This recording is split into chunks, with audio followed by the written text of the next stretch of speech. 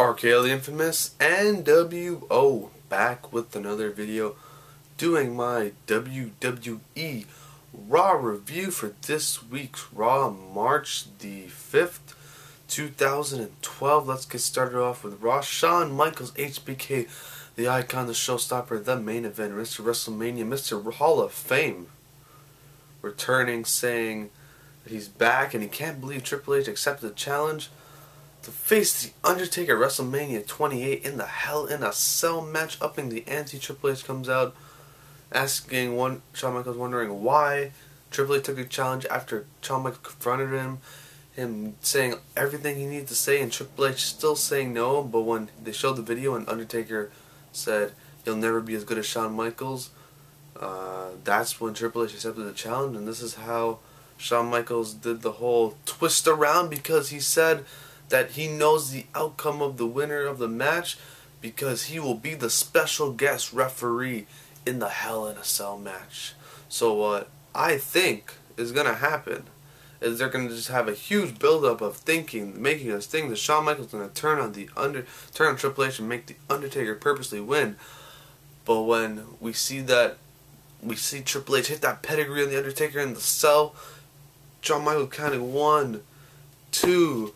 We don't see Shawn Michaels hesitate to hit the 3, but no matter what, Undertaker still kicks out and wins the match anyways to prove why he is gonna be, no matter how much the odds is against him, why he will still pull out the win at WrestleMania. That's my prediction so far. We still got 3 Raws to go. Might change, but that's what I see going forward to WrestleMania 28. So yeah, next up we got was the United States Champion Jack Swagger defending the belt against Santino Marella. And I thought this was going to be a jobber match. Ended up lasting long. We see Laurinaitis coming out, and then Teddy Long coming out. They had their altercation, confrontation, and then they went to commercial break. I thought it was going to end up being a tag match, but no, it continued on, and people got interfered in the match, and then Santino gets the roll up on Swagger. 1, 2, 3. Santino Marella is your new United States Champion. Just a shocker out of nowhere. I was like, wow. Just like when he won the IC belt when he debuted in the WWE, if you guys remember that. Yeah, so Santino Marella. So I guess that huge pop that he got at the Chamber, and it's been continually, the crowd has been behind him, and yes, he is a champ now. The WWE showed that if you're over with the crowd long enough and hard enough, like for the past month or so now, that you will get a belt to show your appreciation and your recognition. So next up we got is the match between Eve and Alicia Fox, and they didn't have entries for Alicia Fox, so I knew she would job in tonight to whoever she was facing, and it happened to be Eve. This match ended in 30 seconds, I believe, and Eve got the victory, obviously, because they had this huge push for Eve. Why wouldn't she get the victory if she's been on the main event spot for the past 2 months now? Yeah, I'm looking at the results off my computer, so my laptop. The only reason I'm doing this is because I forget half the things that happen, so I have to look to remind myself what happens. See, I didn't even know what happened next.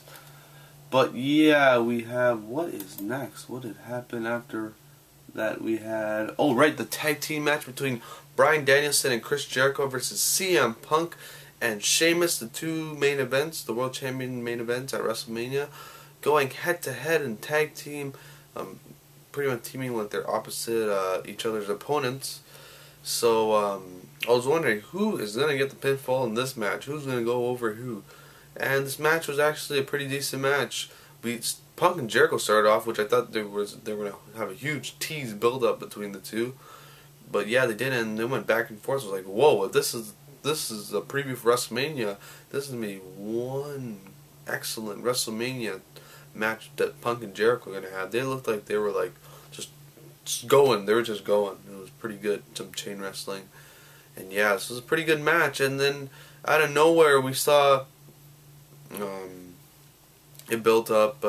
Sheamus ended up beating up Danielson in the background. Jericho comes in, does the roll-up pinfall on Punk, kind of like what the Danielson and Punk did on SmackDown with the double thing, but instead Jericho got his shoulders up and Punk's shoulders were down, and Jericho pins Punk. Huge momentum going into WrestleMania, and then Jericho has more crap to talk next week on Raw, saying why he's the best in the world, because he pinned the champ. So Jericho looks strong right now. Punk looks a little weak, but that's okay. We need a strong heel going to WrestleMania facing the champ. Jericho looks credible. It's a win-win deal. Jericho wins, and I marked out like crazy when I saw Jericho have the pinfall over Punk, because even though I like Jericho and Punk, I like Jericho that much more than Punk. So yeah, we got that. Then we had the match between The Miz and Big Show, and Miz debuted a new shirt, which I liked way better than his "I'm Awesome, You're Not" shirt with the huge WWE leg logo flipped around. That shirt looked much better, but if it wasn't the WWE logo, but whatever.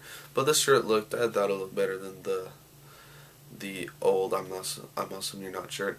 But yeah, Big Show comes out, and then Rhodes comes out, does another segment on classic Big Show moments at WrestleMania XVIII. He wasn't even on the card because I believe he had an injury at the time. So he was at WWF, the restaurant Times Square, when they used to have that at WrestleMania XVIII, and in an eating contest I believe he was at. So yeah, well, that's what Rhodes said. I don't think he was. I don't remember him doing that. But yeah, that was it. And then Big Show obviously got the victory over the Miz. Miz jobbing again, so I guess Miz is on this losing streak. And you know when WWE gives losing streaks to someone, they always end up winning a title or something. I don't know, that's WWE logic for you.